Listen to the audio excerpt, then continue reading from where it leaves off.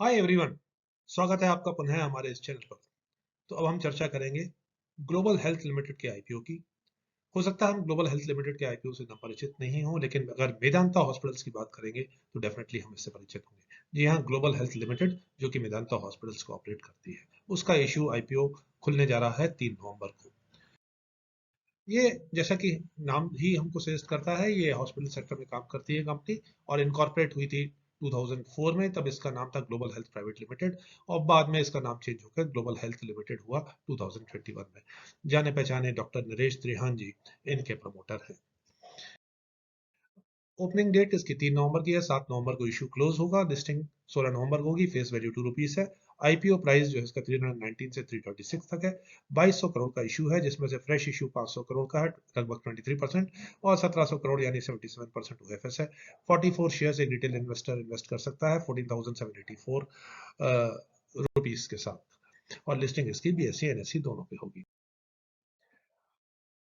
अब किस टाइप की सर्विसेज ये प्रोवाइड करते हैं, जैसे कि हम जानते हैं, it is one of the largest private multi speciality tertiary care provider in the north and eastern region. और ये हेल्थ केयर सर्विसेज प्रोवाइड करते हैं, और 30 से ऊपर इनकी मेडिकल स्पेशलिटीज हैं, सुपर स्पेशलिटीज हैं, कार्डियोलॉजी में, कार्डियक साइंस में, न्यूरो साइंसेज में, ऑन्कोलॉजी में, लीवर में, किडनी में, यूरोलॉजी में, बहुत सारी सुपर स्पेशलिटीज भी इनके पास हैं।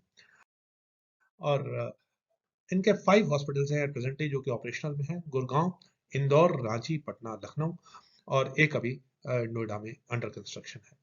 कंपनी के पास 1300 डॉक्टर्स की स्टाफ है, और इनका जो एरिया है टोटल हॉस्पिटल्स का 4.7 मिलियन स्क्वायर फीट, और बेड जो है अराउंड 2467 बेड्स हैं आज की 30 जून 2022 के बाद।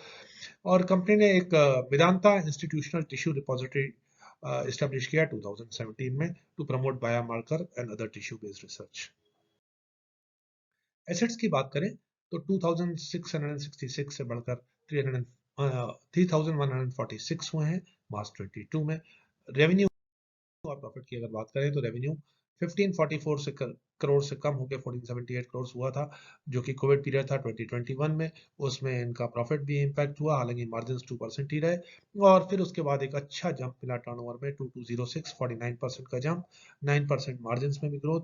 इसीलिए प्रॉफिट 6.8 टाइम्स बढ़ा, 29 करोड़ से बढ़कर 196 करोड़ हुआ। बहुत ही अच्छी परफॉर्मेंस, और ये परफॉर्मेंस कंटिन्यू की है Q1 23 में भी। आइए देखते हैं क्वार्टरली परफॉर्मेंस।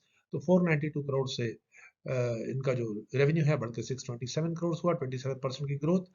मार्जिन 3% से पिछले साल के मुकाबले इस साल 9% हुए, और 59 करोड़ का प्रॉफिट, लगभग 4.7 times of the previous year, अगर हम प्रीवियस क्वार्टर को कंपेयर करते हैं, यानी कि Q1 22 को।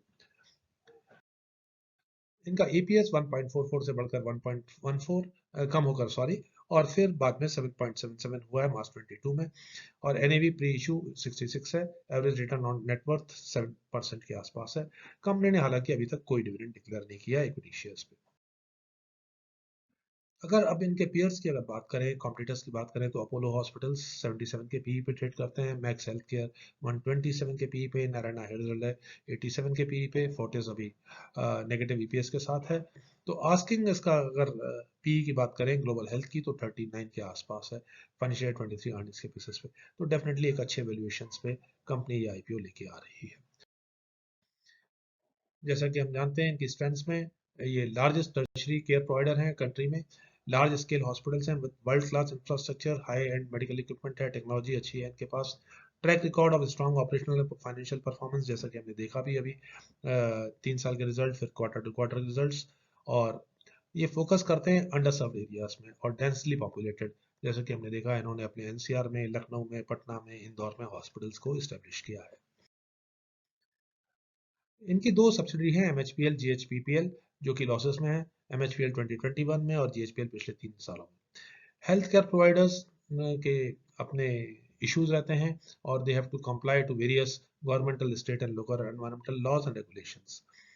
ऑक्यूपेंसी रेट अराउंड 55% था 20 में, और हमने जैसा कि देखा 21 में इसमें ड्रॉप भी आया था 51%। कंपनी एक ऐसी इंडस्ट्री में काम करती है जहाँ हाई एक्सपेंसेस होते हैं, हाई मैन पावर कॉस्ट है, इंफ्रास्ट्रक्चर मेंटेनेंस कॉस्ट है, मेडिकल इक्विपमेंट है, रिपेयर कॉस्ट है। तो इनके कॉस्ट भी काफ़ी हाई होते हैं। प्री इशू शेयर होल्डिंग 35% कम हो गई, 33% हो जाएगी, सिर्फ 2% की लिक्विडेशन, और average cost of acquisition 2 rupees से लेकर 145.6 रुपीज तक है। अब इनके ऑब्जेक्ट्स जो हैं basically repayment of borrowings for subsidies GHPPL और एमएचपीएल, जो कि मैंने बात भी की थी अभी, और जनरल कॉर्पोरेट पर्पसेस के लिए, रिटेल इन्वेस्टर्स के लिए कोटा 35% है। तो इस इशू में क्या करना है, इतने सारे इश्यूज के साथ? कंपनी का अच्छी ट्रैक रिकॉर्ड है, स्ट्रॉन्ग फाइनेंशियल परफॉर्मेंस है, वेल बैलेंस मिक्स है, मेजर हॉस्पिटल्स का, डेवलपिंग हॉस्पिटल्स का और अंडर कंस्ट्रक्शन हॉस्पिटल्स का।